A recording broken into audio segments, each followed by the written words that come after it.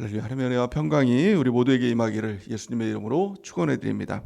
오늘 말씀은 사도행전 1장 15절에서 26절 말씀을 근거로 기도의 자리로 나와 주 앞에 마음을 쏟아내라 라는 제목으로 하나님 말씀 증거하겠습니다. 성령이 이끄는 교회 사도행전 강의 네 번째 시간입니다. 사도행전 1장 말씀은 가장 예수님의 그 사역 가운데 중요한 승천의 사건이 기록되어 있는 것이죠. 완전한 승리의 모습을 보여주고 있는 것입니다. 예수님께서 십자가와 부활을 통해서 완전히 승리하셨습니다. 또한 그 승천을 통해서 하늘로 올라가심을 통해서 그 모든 것을 이루어 주시는 완전한 승리의 모습이 사도행전 1장 모습에 기록되어 있는 것입니다. 그런데 문제는 사도들의 그 반응이죠. 그 완전한 승리를 이루신 그 예수님의 사건 앞에 사도들은 어떻게 반응했는가? 그것을 주목하고 우리가 그 사도들의 모범을 따라야 한다는 것입니다. 예수님께서 그들과 함께 하실 때는 예수님의 기적과 또 예수님의 능력 가운데 그들이 그것을 보면서 또 믿음을 갖기도 하고 또 그 능력 가운데 함께하는 삶을 살았습니다. 근데 예수님께서 십자가의 사건을 통해서 죽으셨죠. 그러니까 제자들은 그 믿음을 다 잃어버리고 뿔뿔이 다 흩어졌습니다. 근데 예수님께서 그들을 다시 부활하신 이후에 하셨던 40일간의 기간을 통해서 흩어졌던 그 제자들을 다 한 곳에 불러 모으시는 것입니다. 예루살렘에 다 불러 모으게 하시죠. 예수님께서 하시는 일들이 무엇입니까? 우리 가운데 있는 믿음이 약해졌을 때의 그 특징들 떠나가는 것이지 않습니까?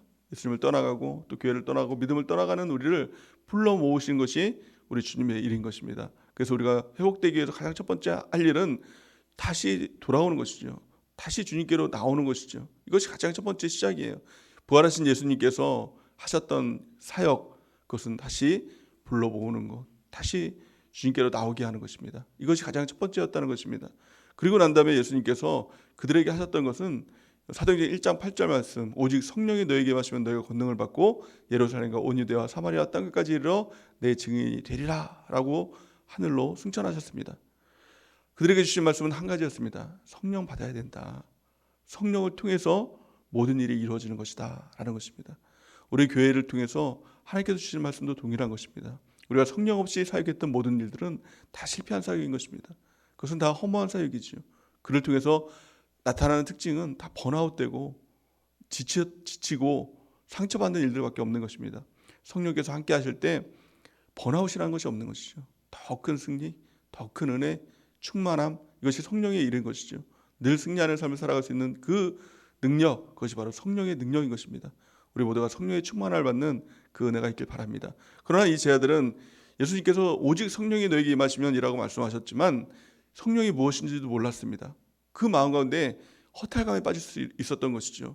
예수님이 함께 하실 때는 그들에게 능력이 있었죠. 근데 십자가를 통해서 예수님께서 없어졌더니 이제는 우리의 삶이 무의미하다라고 하면서 고향으로 다 떠나간 것 아닙니까? 근데 예수님께서 부활하신 다음에 그들을 다시 불러 모으셨습니다. 그들에게 기대가 있었을 것입니다.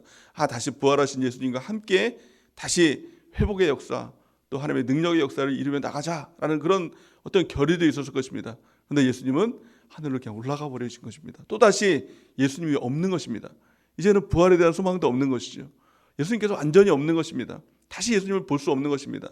어떻게 보면 그들에게 허탈감이 빠질 수 있는 그런 마음도 있었을 것입니다. 그런데 제자들이 가장 잘한 일이 무엇입니까? 그들이 모여서 기도했다는 겁니다. 이것이 핵심 포인트인 것입니다. 우리도 신앙생활하다가 우리 마음 가운데 예수님이 함께 계시다라는 마음과 확신이 있으면 담대함이 있죠. 승리할 수 있죠. 그 어떤 어려움이 있어도 어떤 고난이 있어도 정말 세상이 무너지는 일들 가운데 있어도 예수님만 계시면 됩니다. 라는 그런 믿음이 있으면 이길 수 있잖아요. 승리할 수 있죠. 근데 문제는 무엇입니까? 그 예수님이 안 계신 것 같은 겁니다. 그러면 어려운 일이 아니더라도 아주 작은 일 가운데서도 심지어는 그냥 아내의 한마디, 남편의 한마디, 주변 사람들의 한마디, 아예 모르는 사람들에게 한마디 툭 던져도 그것이 마음의 상처가 되는 것입니다. 운전하다가 운전 잘못해서 누가 아예 모르는 사람이요. 욕 한마디 탁 해도 그게 하루 종일 그 마음에 남고 그냥 속상하고 그런 일들이 생겨나게 되는 것입니다. 그것은 상황과 환경의 문제가 아닙니다. 다른 사람들의 말 한마디의 문제가 아니라 내 마음의 문제가 있다는 것입니다. 주님이 안 계신 것 같은 그 마음이 있으면 허탈감에 빠지게 되고 상처를 받게 되고 그 마음은 허망해진다는 것입니다. 그럴 때 우리가 해야 될 것은 무엇입니까? 다른 어떤 일들을 찾는 것이 아닙니다. 그 마음 빈자리를 찾아서 다른 것을 채우려고 할 때 그때부터 죄가 마음 가운데 들어오게 되고 마음 성전이 더러워지고 무너지는 일들이 일어나게 되는 것이죠. 그럴 때 우리가 해야 될 한 가지는 기도 자리로 나가는 것입니다. 그거밖에 없는 것입니다. 그래서 제 아들이 가장 잘했던 건 뭘 해야 될지도 몰랐습니다. 이제 예수님도 안 계셨습니다. 그들 마음 가운데 어디로 가야 될지도 몰랐습니다. 그럴 때 그들이 했던 가장 잘한 것 기도 자리로 나와서 오로지 기도에 힘썼다라고 성경 말씀하고 있죠. 사도행전 1장 14절 우리 같이 한번 읽어보겠습니다. 시작.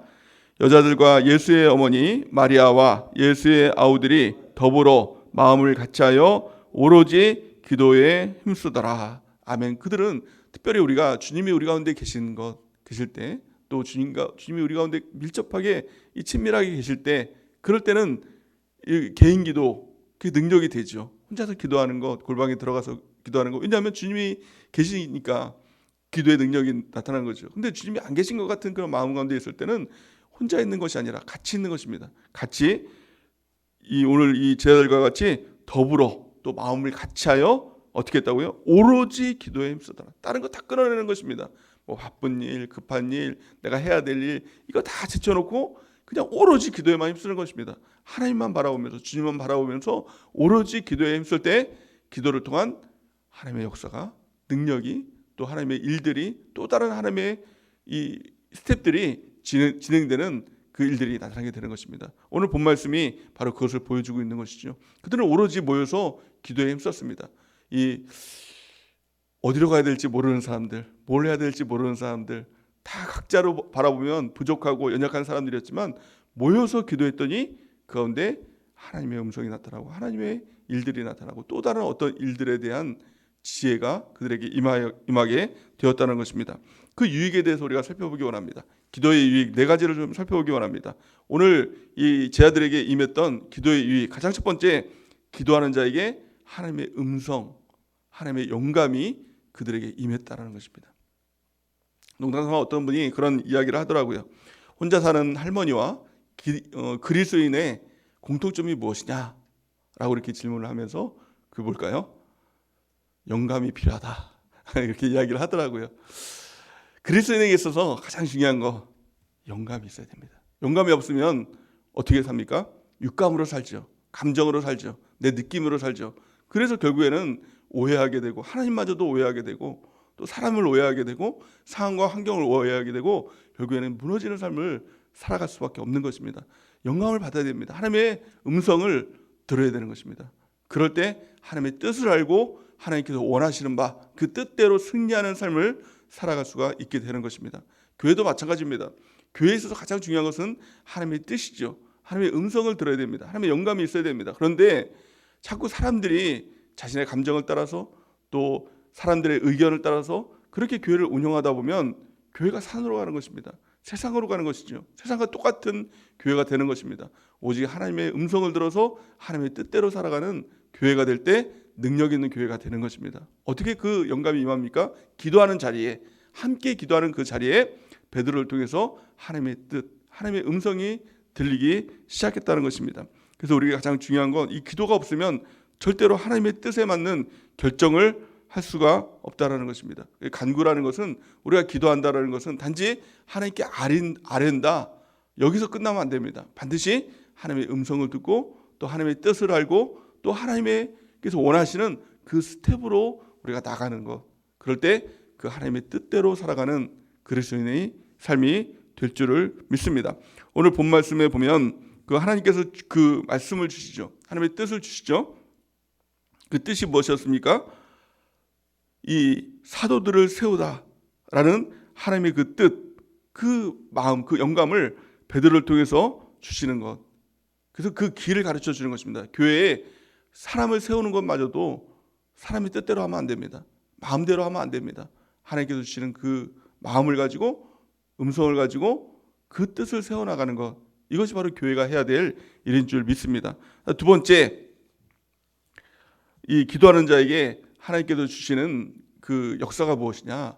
가장 첫 번째는 무엇입니까? 하나님의 음성을 듣는 것이다. 하나님의 영광을 받는 것이다 라고 했습니다. 두 번째는 기도하는 자에게 하나님께서는 영적 주도권을 줬다는 겁니다. 영적 주도권, 이것을 영적 리더십이다 라고도 말할 수가 있는 것이죠. 이 영적 리더십은 교회 안에서 어떤 이 셀장으로 세워졌다고 해서, 리더로 세워졌다고 해서 저절로 주어지는 것이 아닙니다. 우리가 자녀를 낳았다고 해서 아버지로서의 또 어머니로서의 이 영적 리더십이 저절로 생기는 것이 아니다라는 것입니다. 우리가 그것을 알 수가 있는 것이죠. 우리가 자녀들이 조금만 크면 그것을 알 수가 있는 것입니다. 사춘기가 되고 아이들이 크다라고 하면 이것을 뭐 아버지라는 그런 지위로 또 어머니라는 지위로 통제가 안 되는 것입니다. 영적 리더십이 있어야 됩니다. 영적 권위가 있어야 하나님의 그 권위로 복종케 되는 역사들이 나타나게 된다는 것이죠. 그 권위가 어떻게 주어집니까? 기도를 통해서 기도하는 자에게 영적 주도권, 영적 권위를 가질 수가 있게 되는 것입니다. 오늘 베드로는 이 말씀대로 하나님께 기도할 때, 또 하나님께서 승천하시고 말씀대로 승천할 때 다른 제자들과 모여서 이제 기도하게 되죠. 그럴 때 하나님께서 영감을 통해서 이 가룟 유다 대신에 새로운 사도를 세워야 된다는 그런 말씀을 주셨습니다. 그 영감을 받은 것이죠. 그리고 나서 두 번째 이 베드로에게 영적 권위를 주신 것입니다. 그럴 때 베드로가 일어나서 120명에게 담대하게 외칠 수가 있는 것이죠. 하나님께서 나에게 이런 뜻을 주셨다. 가룟 유다 대신에 새로운 사도를 세워야 된다는 그 뜻을 주셨다라고 외칠 수가 있었다는 것입니다. 자, 두 번째, 기도하는 자에게 주시는 또 하나님의 그 능력이 무엇이냐, 또 하나님의 일이 무엇이냐, 그것이 바로 지혜다라는 것입니다. 지혜는 내가 열심히 공부해서 또 타고나서 생기는 것이 아닙니다. 기도하는 자에게, 영감을 받은 자에게, 또 하나님께서 영적 권위를 주신 자, 영적 주도권을 주신 자에게 주시는 이 선물, 또 그것을 이뤄나갈 수 있도록 주시는 능력, 이것이 바로 지혜인 것입니다. 성경은 지혜가 제일이다 라고 이렇게 말씀하고 있습니다. 잠언 4장 7절 우리 같이 한번 읽어보겠습니다. 시작. 지혜가 제일이니 지혜를 얻으라. 내가 얻은 모든 것을 가지고 명철을 얻을지니라. 아멘. 지혜가 제일이라는 것입니다. 그런데 지혜라는 것이 무엇입니까? 지혜의 근본이 무엇입니까? 그것이 바로 지혜의 근본이 하나님이신 것이죠. 다른 말로 하면 지혜의 근본, 이것은 바로 성경인 것입니다. 성경을 통해 깨닫는 것, 성경을 통해서 지금 내가 무엇을 해야 될지 깨닫는 것, 이것이 바로 지혜인 것입니다.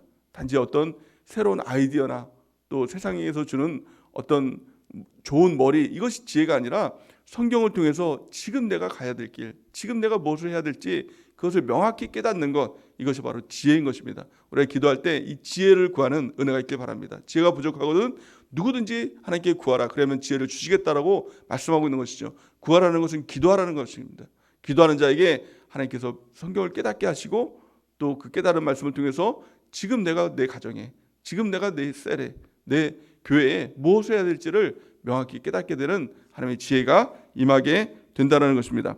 오늘 말씀은 이 베드로가 하나님의 말씀을 통해서 음성을 듣고 영감을 받았습니다. 또 영적 권위, 또 영적 주도권을 하나님께 부여를 받았죠.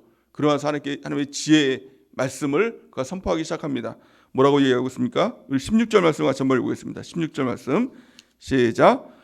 형제들아, 성령이 다윗의 입을 통하여 예수 잡는 자들의 길잡이가 된 유다를 가리켜 미리 말씀하신 성경이 응하였으니 마땅하도다. 아멘.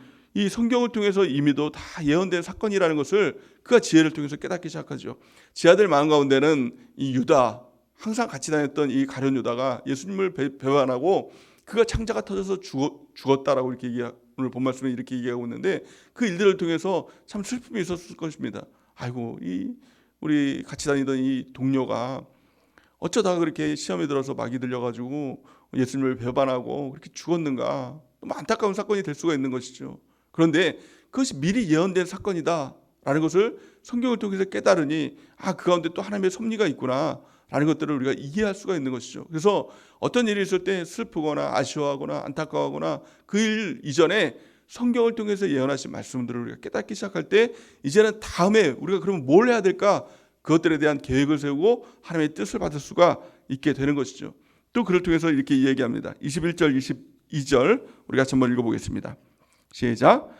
이러므로 요한의 침례로부터 우리 가운데서 올려져 가신 날까지 주 예수께서 우리 가운데 출입하실 때 항상 우리와 함께 다니던 사람 중에 하나를 세워 우리와 더불어 예수께서 부활하심을 증언할 사람이 되게 하여야 하리라 하거늘. 아멘. 이 베드로의 입술을 통해서 이제는 유다를 대신할 12사도, 그 가운데 완전한 12사도가 완전한 숫자 아닙니까?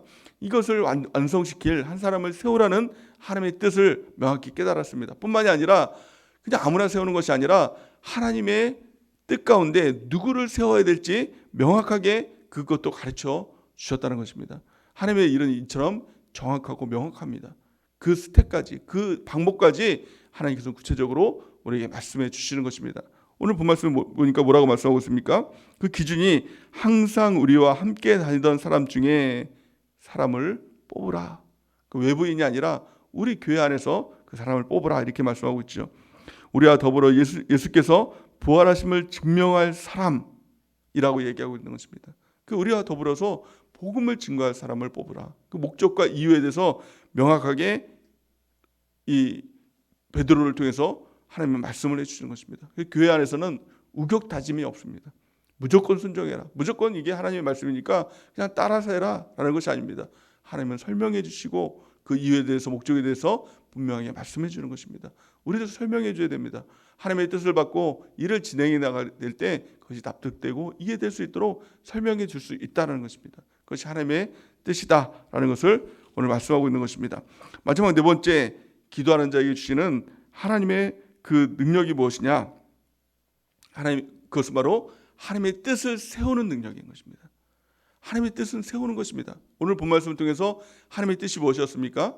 이 공동체 안에 사도들을 세우라라는 것이 하나님의 뜻이었습니다. 하나님의 일은 단지, 하나님의 말씀은 내가 어떤 결단을 하고 또 그렇게 해야지, 착한 사람 돼야지, 좋은 사람 돼야지, 이것으로 끝나는 것이 아니라 반드시 그것을 세우는 것이 하나님의 뜻인 것입니다.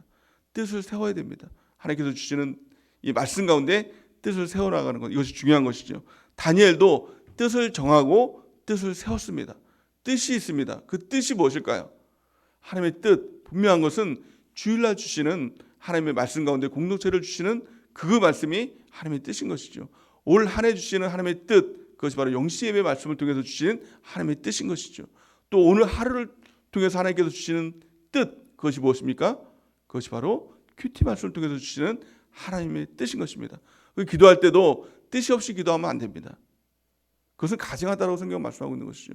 말씀 없는 기도는 가증 아니라, 뜻은 없는데 그냥 기도만 합니다. 그것은 가증한 것이죠.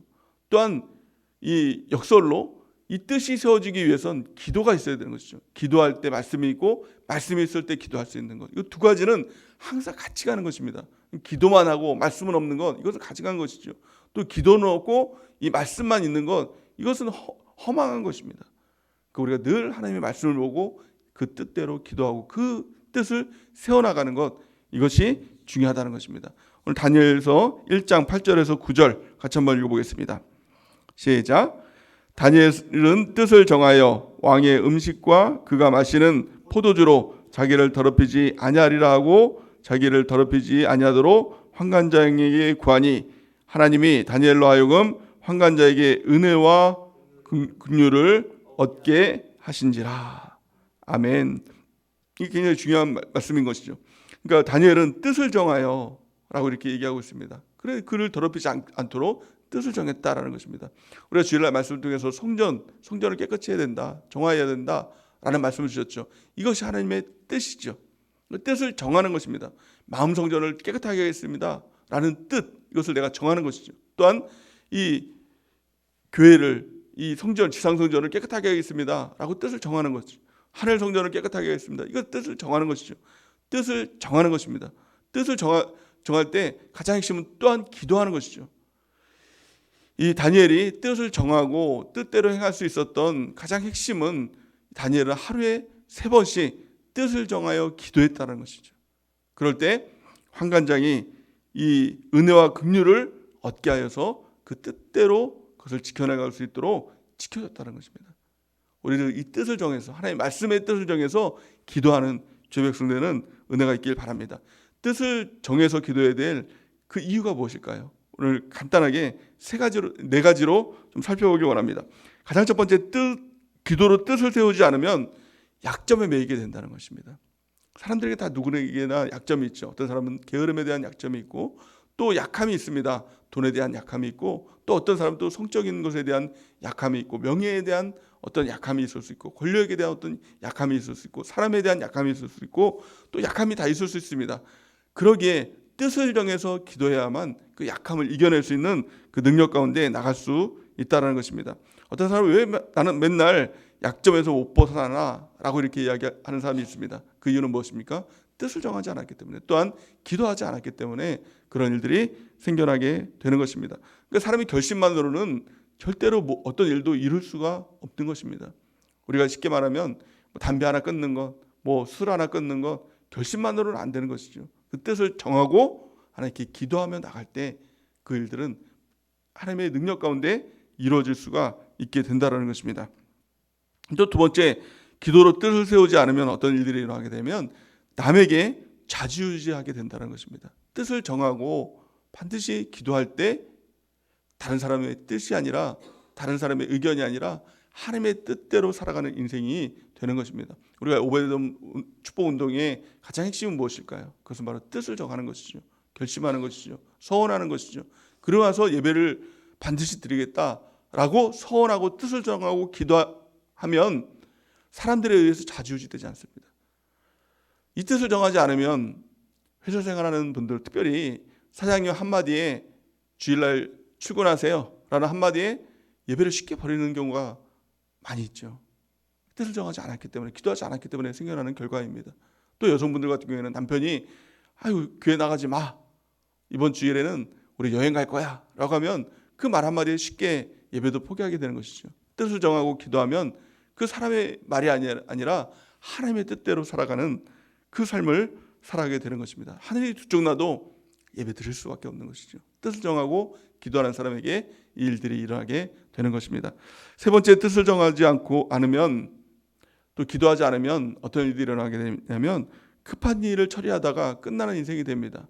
늘 급한 일과, 우리의 삶 가운데는 급한 일과 중요한 일이 있죠. 그럴 때 우리가 선택해야 될 일이 무엇입니까? 급한 일이 아니라 중요한 일을 선택해야 됩니다. 특별히 영적으로 중요한 일을 선택하며 나가면 반드시 영적인 사람이 되는 것이고 하나님의 사람이 되는 것이고 믿음의 사람이 되는 것입니다. 그러나 항상 세상 가운데 급한 일 가운데 쫓겨다니면 그 일들 가운데 내가 무엇을 해야 되는지 모르고 급한 일 가운데 휩쓸려 다니는 사람, 결국에는 마귀의 종이 되고 사람의 종이 되는 그런 인생을 살아갈 수밖에 없는 것입니다. 뜻을 정하고 기도하면 급한 일이 아니라 하나님의 일, 중요한 일, 영적인 일을 붙들고 살아가는 귀한 인생이 되는 것입니다. 그럴 때 능력이 나타나게 되는 것이죠. 성경은 요한 3서 1장 2절 말씀을 보면 사랑하는 자여 내 영혼이 잘된 같이 내가 범사에 잘되고 강건해지기를 내가 원하노라 이렇게 말씀하고 있는 것이죠. 가장 핵심적인 건 영혼이 잘되는 일, 이것이 바로 급한 일이 아니라 중요한 일을 붙잡는 것입니다. 그럴 때 범사가 잘되고 강건해지는 나머지 일들은 다 자연스럽게 따라오는 그 일들이 우리 가운데 다가오게 되는 것입니다. 먼저 그의 나라와 의를 구하라. 그리하면 이 모든 것이 너에게 더해지리라. 가장 중요한 것을 붙드는 것입니다. 이것이 뜻을 정하고 기도할 때 이루어지는 하나님의 역사인 것입니다. 우리가 뜻을 정하고 기도하며 나가는 귀한 삶을 살아가는 은혜가 있길 바랍니다. 마지막 네 번째, 뜻을 정하고 기도하지 않으면 허망한 데 인생을 탕진하게 된다는 겁니다. 허망한 일 가운데 쫓겨다니는 인생이 되는 것입니다. 그래서 인생은 그냥 탕진하는, 시간을 그냥 허비하는 인생이 되는 것입니다. 마귀의 작전은 무엇입니까? 시간, 이것을 허비하게 만드는 것이죠. 그래서 이 마귀의 작전은 사석작전입니다. 자꾸 쓸데없는 일들에 신경을 쓰고 쓸데없는 일들에 시간이 그냥 흘러나가게 되는 것입니다. 어떤 사람들은 인생을 내가 열심히 살았는데 무엇을 위해 인생을 살았는지 모르겠다라고 그렇게 이야기하는 사람들이 많습니다. 나이가 들면 들수록 열심히는 살았는데 왜 인생을 살았는지, 무엇을 위해 인생을 살았는지 그 인생의 목적과 이유를 잃어버리게 만드는 것이죠. 이것이 마귀의 일인 것입니다. 우리는 뜻을 정하고 기도하며 나갈 때 정말 중요한 인생, 우리의 인생을 뒤돌아보더라도 이 모든 것이 하나님의 은혜였습니다. 나의 나된 것은 모든 것이 하나님의 은혜였습니다. 내가 수고를 했어도 내가 한 것이 아니라 하나님께서 하셨습니다. 이것이 바로 바울의 인생이었고 또 그리스도인의 인생이 되어야 될 줄 믿습니다. 누가 이런 인생을 살아갑니까? 뜻을 정하고 기도하는 사람. 그런 사람에게 이런 인생이 우리 가운데 다가오게 될 줄 믿습니다. 마지막 결론의 말씀을 드리겠습니다. 사도행전에서 나오는 베드로를 비롯한 사도들의 강점이 무엇이었습니까? 그것은 바로 간절히 기도했다는 겁니다. 오로지 모여서 기도에 힘썼다는 것입니다. 오로지 기도했다는 겁니다. 이것도 하고 저것도 하고 기도했다는 것이 아니라 무엇을 해야 될지 어디로 가야 될지 모를 때 그냥 오로지 기도하는 것입니다. 주님만 바라보면서 기도하는 것입니다. 그러면 주님을 통해서 주님의 음성이 들리기 시작하고 주님의 영감이 들리기 시작하고 그리고 주님을 뿐만이 아니라 영적인 주도권, 이것이 주님으로부터 주어지게 되는 것입니다. 또 그를 통해서 담대하게 선포할 수 있는 것이죠. 또 하나님의 지혜가 임하게 되는 것입니다. 또한요, 하나님의 그 능력 가운데 뜻을 정하고 기도하고 그 뜻을 세워나갈 수 있는 하나님의 놀라운 역사가 우리를 통해서 이루어지게 되는 것입니다. 우리를 통한 하나님의 기적이죠.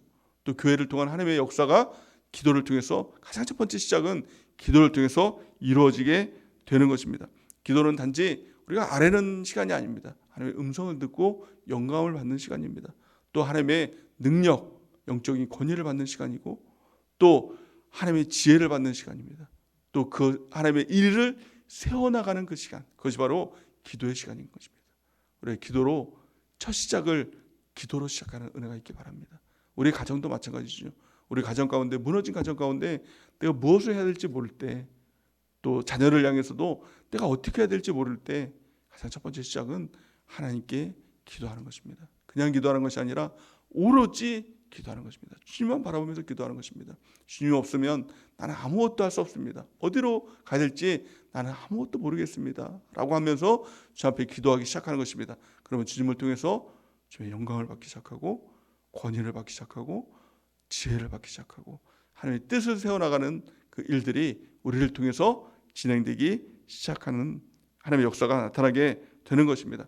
이를 통해서 우리 교회가 세워지길 원합니다. 우리 셀이 세워지길 원하고 우리 가정이 세워지고 자녀가 세워지는 놀라운 역사가 세워지는 귀한 축복이 있길 바랍니다. 이 은혜가 우리 모두에게 임하기를 예수님의 이름으로 간절히 축원해 드립니다.